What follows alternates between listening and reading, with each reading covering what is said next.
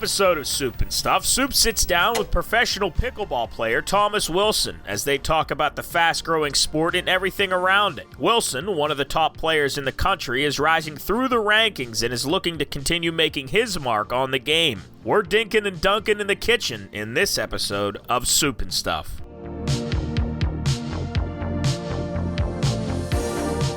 Appreciate you coming on, man. We're here with Mr. Thomas Wilson, very special guest calling in out of Texas today. Thomas, you want to start with a serious question or fun question? Let's go fun, man. Let's break the ice.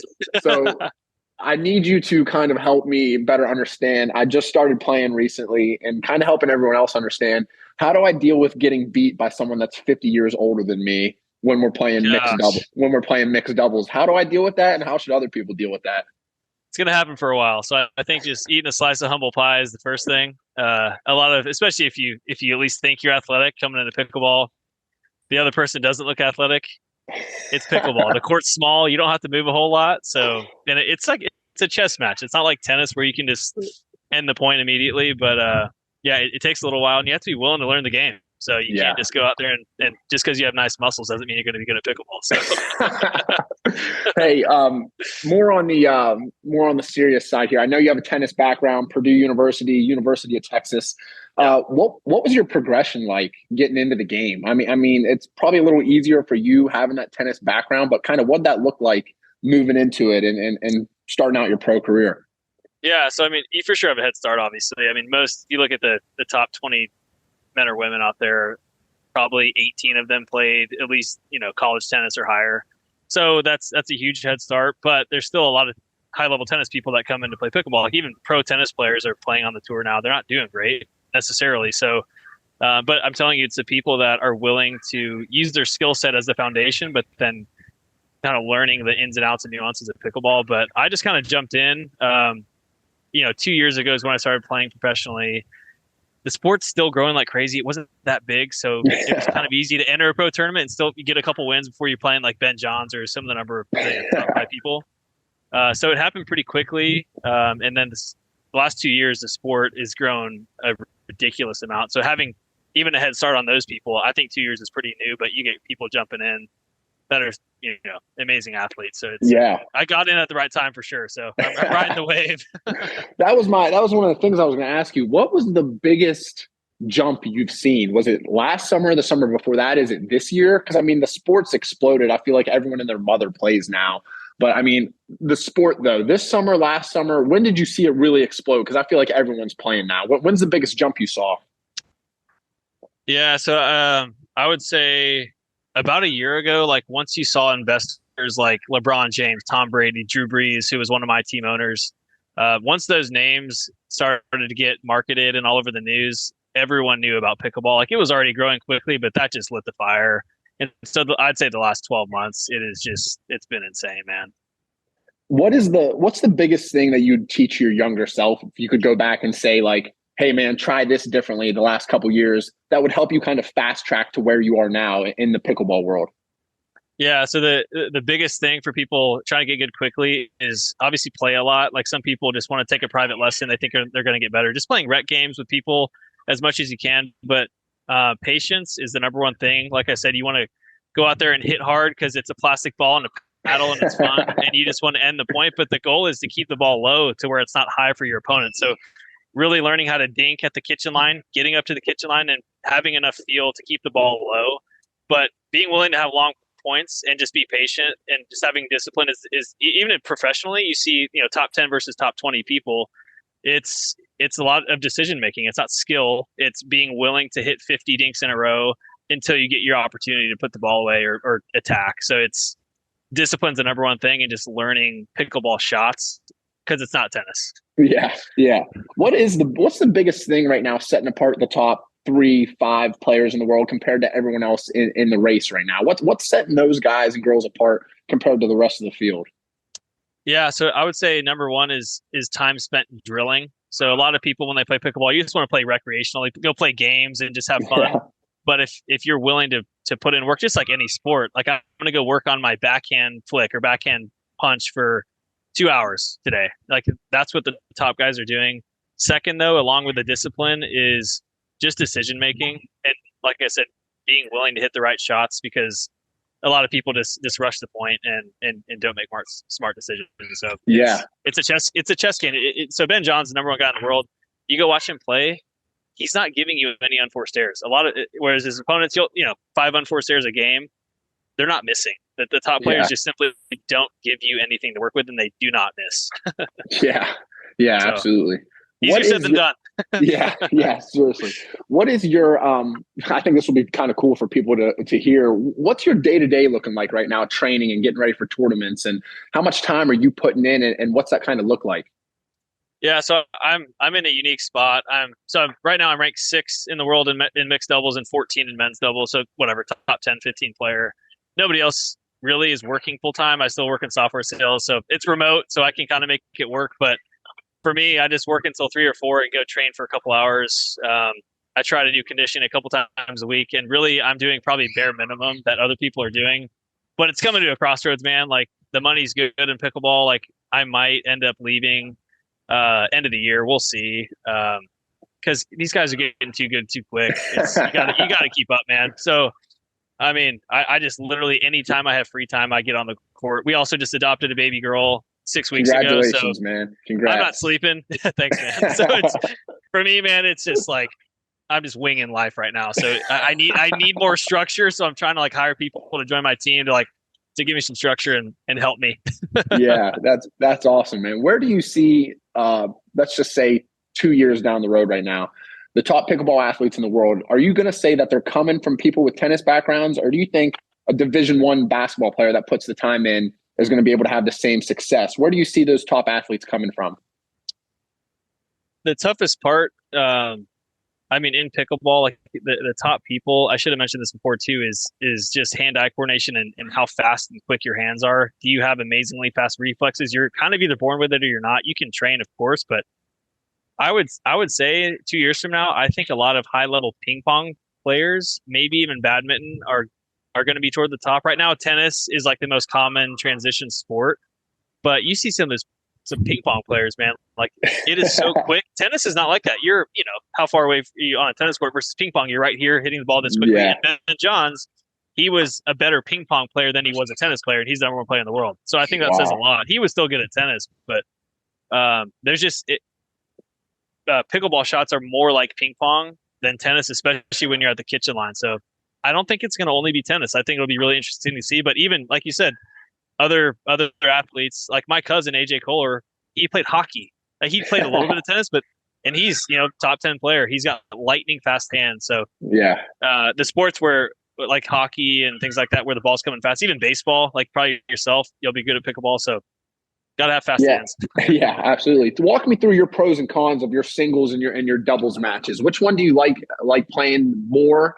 And are people that are really good at singles, do they struggle with some stuff in the doubles worlds? How's that kind of look? Yeah, for sure. So singles pickleball is much more like tennis. You can play at the baseline, you're hitting ground strokes and passing shots, but doubles is all about being at the kitchen line and hitting soft shots and having quick reflexes. So really, ground strokes aren't a thing. So that's why you see top level tennis players, they start with singles and they're horrible at doubles in pickleball. Yeah. It takes them a lot longer to get good at doubles in the pickleball because it's not tennis. So, so that's what happened with me. I started off playing singles. I beat a couple top players. I got, well known enough to have a good partner in doubles. And so then you kind of transition to focusing on doubles. There's still people who play both, but it's tough on the body, man. I mean, it's different than tennis even. Like you're in a squatting position doing short sprints the whole time, whereas tennis, you're not necessarily sprinting the whole time. Yeah. So it's tough, man. It wrecked my body, so I quit. It's all about doubles now, man. Yeah, that's awesome. So a little bit more on kind of some pickleball stuff, and then I want to dig deep into you. Will you help me kind of better understand, and everyone else, the paddle controversy? How in the world are they letting paddles slip through that are illegal, or kind of how's all this stuff work? Like, does it actually make does it actually make the ball spin that much faster? How's it go? Yeah, man. So with a growing sport, there's certain tests that are in place, but then new technology comes out to where that test doesn't apply to the new technology of the paddle. So absolutely, it makes a massive difference. I mean, some of these paddles have so much more spin on the ball, so you can get away with hitting tennis shots and having a ton of spin versus traditional pickleball paddles are pretty smooth. Like you can't hit a super heavy topspin forehand like you can in tennis. I think there's always going to be some of that, but I think they're kind of honing in the test to where we're all going to be on a level playing field. But certainly right now, there's definitely some unfair stuff out there. I will say. Yeah, absolutely, absolutely. So, Where do you see yourself hearing about? Let's give it 6 months. Hopefully, a healthy Thomas Wilson is what it looks like. Yeah, that's where key. Where do you see yourself kind of with your mixed doubles and your pickleball career?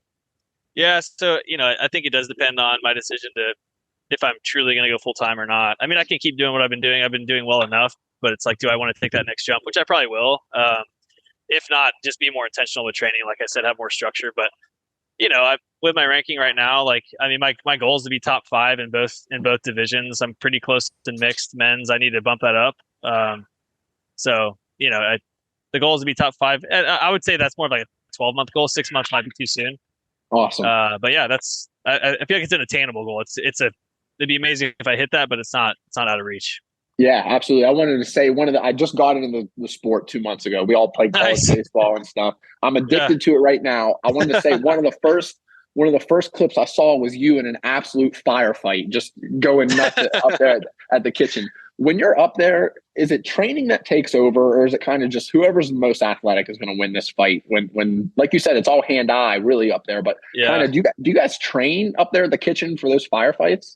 Yeah, that's a good question, man. So I would say the majority of people's training is that. So it's like I said, you can't really teach somebody. Like there's some players on tour that their hands are just flat out faster. No matter how much I would train, I'm not going to be as fast as J.W. Johnson, for example. Yeah. But certainly training helps a ton because it's all about anticipating where the ball's going to go and being able to hit a quality shot with a very short swing. And it's counterintuitive because tennis, if you want to hit hard, or baseball, you want to hit a home run, like you're taking a massive swing, but you have to be so short with those volleys up at the kitchen line. So a massive amount of training goes in because that's where you win or lose matches. If you have slower hands than your opponent, your odds of winning are pretty slim. So that's really the number one differentiator, I would say, with top level stuff. So yeah, definitely. Another question here about, can you see, and I'm sure you guys are having these conversations while you're on tour and you high level players,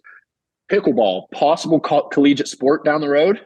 I mean, I don't see why not, right? Yeah, no, and I think that's happening quickly. So there's already Duper stuff. I'm at Dreamland right now where they had a Duper college event.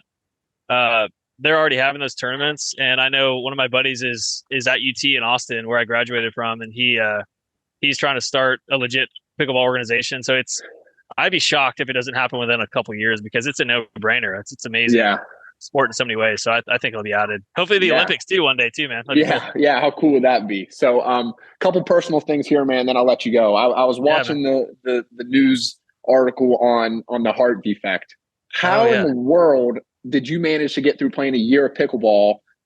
300 beats per minute is absolutely insane. What was that like emotionally while you're playing and for your family and kind of how'd all that unfold? Yeah, dude, that was wild. So I mean, the interesting part is we didn't know what it was or how fast my heart was beating until the last time it happened. So we were like, okay, or at least I was like, something's very wrong. But it wasn't like I was passing out. I didn't have severe pain. I was just kind of out of breath when it would trigger. And it was the only time it happens is when I'm playing on center court. When there's a little extra adrenaline, it would trigger these extra 3 pathways I had in my heart, which is what the defect was. So I was born with 3 extra electrical pathways. So they had to surgically go in there, operate on them and cauterize them. But yeah, my heart was literally over 300 beats per minute. My cardiologist in Austin was like, dude, I've never seen that in my life. He's been the top doc there for 30 years. So he just walked in the room. The first time he saw me, looked at me sideways like, how are you sitting there? I was like, what do you mean? Because that was before I knew what was wrong. And he's like, yeah, you need surgery tomorrow. Wow. So super fortunate. I mean, he said just, being in decent enough shape to where my heart could handle that kind of force for 15 minutes at a time is roughly how long the episodes lasted. But yeah, it was, it could have been a lot worse if we knew what was happening. But once we figured out surgery the next day, the only problem was the surgery took 3 times longer than it was supposed to. It was supposed to be an hour. It took 3 because there was way more wrong than they thought. And they didn't update my family. So my brother's there, wife, parents, everyone's there at the hospital. They're like, okay, 3 hours later, is the dude alive? Because, it's a decently risky surgery. But yeah, man. So, but then the cool part was, doctor walked into the waiting room to my family. I was still out of it. He was like, Thomas had, like, past tense, Wolff Parkinson White syndrome, which is what I had. He no longer does. Like, it is fixed. It's not like he has to not take medicine. He doesn't have to get surgery again. So pretty insane how it happened. But yeah, I don't know. It was wild, but that's awesome. Got away with it. Got away with it. Dodged the bullet, man. Well, congratulations on getting healthy. Congrats on your great start to your pro career. Thanks, I hope it continues. You're doing awesome things, man. So we'll be following you. You gained a bunch of new fans from us. So, heck yeah, dude. I need it, man.